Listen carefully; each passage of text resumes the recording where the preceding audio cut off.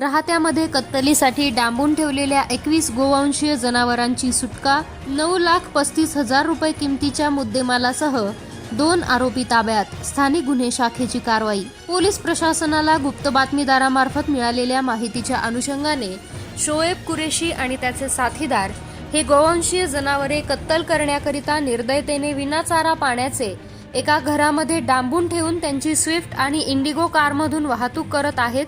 तपास पथकाने मिळालेल्या माहितीवरून पंचांसमक्ष जाऊन खात्री केली असता एका घरासमोर इंडिगो आणि स्विफ्ट कार आढळून आली।